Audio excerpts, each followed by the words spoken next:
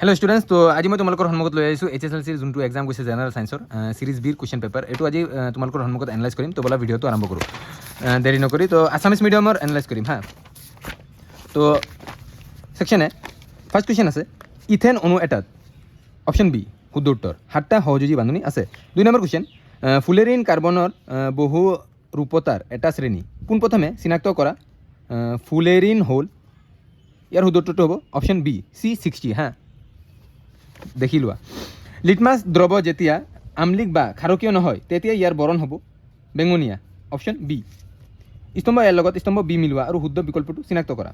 তো ইয়াৰে শুদ্ধ উত্তৰটো হ'ব option B. 5 number question, manganese dioxide aluminium গুড়িৰ লগত উত্তপ্ত কৰিলে তলৰ বিক্ৰিয়াটো ঘটে। ইয়াৰে শুদ্ধ উত্তৰটো হ'ব অপশ্যন এ। 6 নম্বৰ কুৱেশ্যন, প্ৰিয়ংকাই R1 R2 আৰু R3 ৰোধ বিশিষ্ট তিনিডাল নাইক্ৰমৰ তাৰলৈ এটা পৰীক্ষা সম্পন্ন কৰিলে আৰু পৰীক্ষাটোৰ পৰা উপলব্ধ তথ্যৰ চিত্ৰত দেখুওৱাৰ দৰে তিনিডাল ভি আৰু আই লেখ অংকন কৰিলে। ইয়াৰে শুদ্ধ উত্তৰটো হ'ব অপশ্যন এ R1। প্ৰয়োগ কৰা বিভৱেদ একে হ'লে কোনডাল তাৰৰ মাজেৰে প্ৰভাৱিত বিদ্যুতৰ পৰিমাণ সৰ্বাধিক হ'ব হা R1। 7 নম্বৰ কুৱেশ্যন, এডাল মেংগানিন আৰু আনডাল কপাৰ তাৰৰ উভয়ৰে দৈৰ্ঘ্য আৰু ৰোধ সমান। এই ক্ষেত্ৰত কোনডাল তাৰ শকত হ'ব? Option A. 8 নম্বৰ কুৱেশ্যন, সাধাৰণতে ধাতুৰে নিৰ্মিত সঁজুলিসমূহ ভূমি সংযোগী তাৰেৰে সংলগ্ন কৰা হয়। সঁজুলিসমূহ ভূমি সংযোগ কৰাৰ কাৰণ হৈছে বিদ্যুতৰ নিঃসৰণ ৰোধ কৰা। ইয়াৰে শুদ্ধ উত্তৰটো অপশ্যন বি। 9 নম্বৰ কুৱেশ্যন, এজন ব্যক্তিয়ে ৰেফ্ৰিজাৰেটৰ এটা স্পৰ্শ কৰোঁতে প্ৰচণ্ডভাৱে বৈদ্যুতিক আঘাত এটা পালে। ইয়াৰ কাৰণ হ'ব পাৰে। ইয়াৰে শুদ্ধ উত্তৰটো অপশ্যন এ। অপৰিবৰ্তিত মানে কনষ্টেণ্ট ৰোধৰ পৰিবাহী এডাল বিদ্যুতৰ পৰিমাণ দুগুণ হ'লে পৰিবাহীৰ ক্ষমতা অপচয় ক্ষেত্ৰত কি পৰিৱৰ্তন হ'ব? ইয়াৰ শুদ্ধ উত্তৰ অপশ্যন ডি 4 গুণ হ'ব। 11 নম্বৰ কুৱেশ্যন, 10 চেণ্টিমিটাৰ ফ'কাছ দৈৰ্ঘ্যৰ অৱতল দাপোন এখন ভাঁজ কেন্দ্ৰ আৰু ফ'কাছৰ মাজত 4 চেণ্টিমিটাৰ উচ্চতাৰ এটা বস্তু ৰখা হ'ল। বস্তুটোৰ প্ৰতিবিম্ব প্ৰকৃতি আৰু আকাৰ হ'ব হঠ ওলোটা আৰু 4 চেণ্টিমিটাৰতকৈ ডাঙৰ। Option A.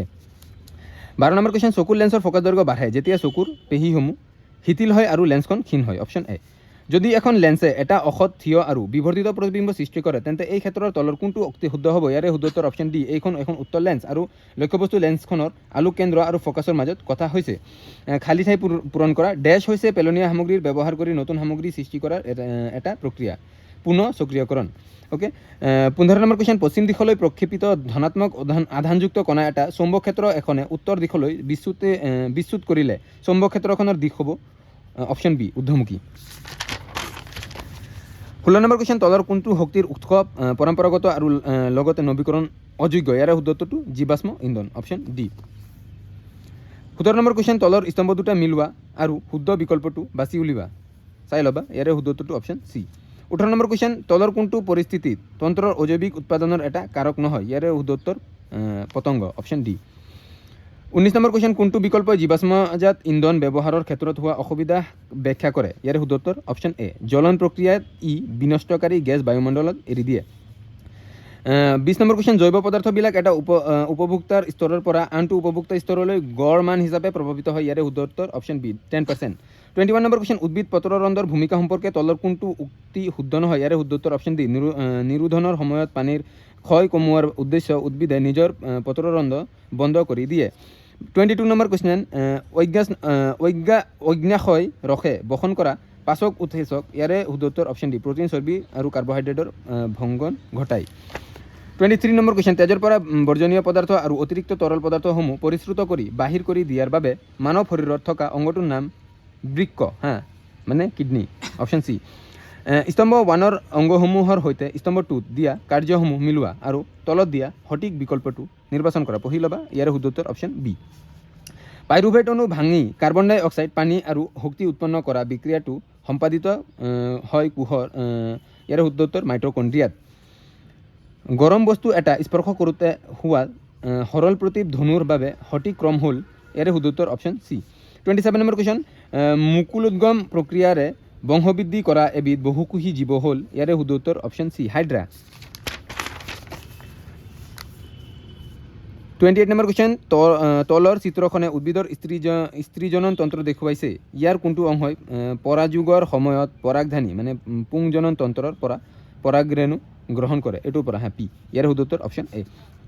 জিনীয় পদাৰ্থৰ বিনিময় সংঘটিত হয় যৌন প্ৰজনন। Option C. 30 নম্বৰ কুৱেশ্যন, উদ্ভিদৰ পৰা পূৰ্ণবয়স্ক পাত আৰু ফল সৰি পৰাৰ সূচনা কৰা সঞ্জীৱনী পদাৰ্থবিধ হৈছে এইটোৰ অপশ্যন শুদ্ধ উত্তৰ মানে অপশ্যন বি 31 নম্বৰ কুৱেশ্যন তলৰ কোনটো হৰমন আয়োডিনৰ সহায়ত সংশ্লিষ্ট হয় ইয়াৰে শুদ্ধ উত্তৰ option C thyroxine 32 number question চাই লোৱা ওপৰত দিয়া ছবিখন উদ্ভিদৰ ক্ষেত্ৰত কোন ধৰণৰ চলনৰ উদাহৰণ দেখুৱাইছে পোহৰানুবেগী অপশ্যন এ শুদ্ধ উত্তৰ 33 নম্বৰ কুৱেশ্যন তলৰ কোনটো মানুহৰ স্ত্ৰীজনন তন্ত্ৰৰ অংশ নহয় শুক্ৰাবাহী নলী অপশ্যন চি 34 নম্বৰ কুৱেশ্যন অজন প্ৰজননৰ দ্বাৰা সৃষ্টি হোৱা সন্তানবোৰ নিজৰ মাজত অধিক সাদৃশ্য দেখুৱাই কাৰণ ইয়াৰ শুদ্ধ উত্তৰ অপশ্যন ডি ঘূৰণীয়া আৰু সেউজীয়া গুটি বহন কৰা মটৰমাহ গছ এজোপাৰ সৈতে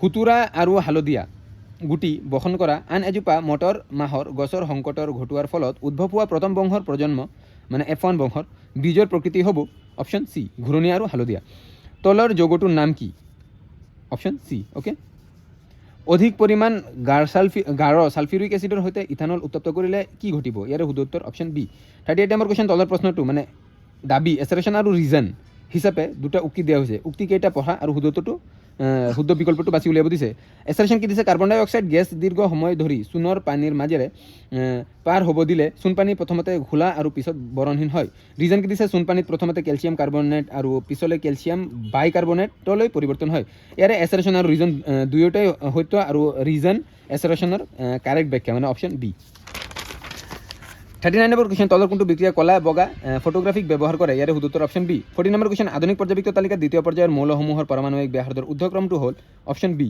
41 নম্বৰ কুৱেশ্যন এজন ছাত্ৰই অক্সিজেনৰ উপস্থিতিত মিথেন দাহন কৰে এনে ক্ষেত্ৰত কি ঘটিত হ'ব পাৰে ইয়াৰে শুদ্ধ উত্তৰ অপশ্যন চি কাৰ্বন ডাই অক্সাইড আৰু পানী 42 নম্বৰ কুৱেশ্যন এটা মৌল জেড আৰু পাৰমাণৱিক সংখ্যা 9 আধুনিক পৰ্যাবৃত্ত তালিকাৰ কোনটো পৰ্যায় আৰু বৰ্গত ইয়াক স্থাপন কৰিব পাৰি ইয়াৰে শুদ্ধ উত্তৰ অপশ্যন ডি 43 নম্বৰ কুৱেশ্যন তলৰ কাৰ্বন যৌগৰ গঠনে বুজাব ইয়াৰে শুদ্ধ উত্তৰ অপশ্যন বি ইথেন 44 নম্বৰ কুৱেশ্যন কেলছিয়াম অক্সাইডত পানী যোগ কৰিলে পানীত সম্পূৰ্ণৰূপে দ্ৰৱীভূত হয় এই বিক্ৰিয়াত কি যৌগ গঠিত হ'ব ইয়াৰে শুদ্ধ উত্তৰ অপশ্যন ডি 45 নম্বৰ কুৱেশ্যন চাৰিটা মৌল WXYZ জেডৰ পাৰমাণৱিক সংখ্যা যথাক্ৰমে 11 13 16 আৰু 17 হ'লে সিহঁতৰ মাজৰ কোনটো মৌলৰ ধাতৱীয় গুণ আটাইতকৈ বেছি ইয়াৰে শুদ্ধ উত্তৰ অপশ্যন বি মানে W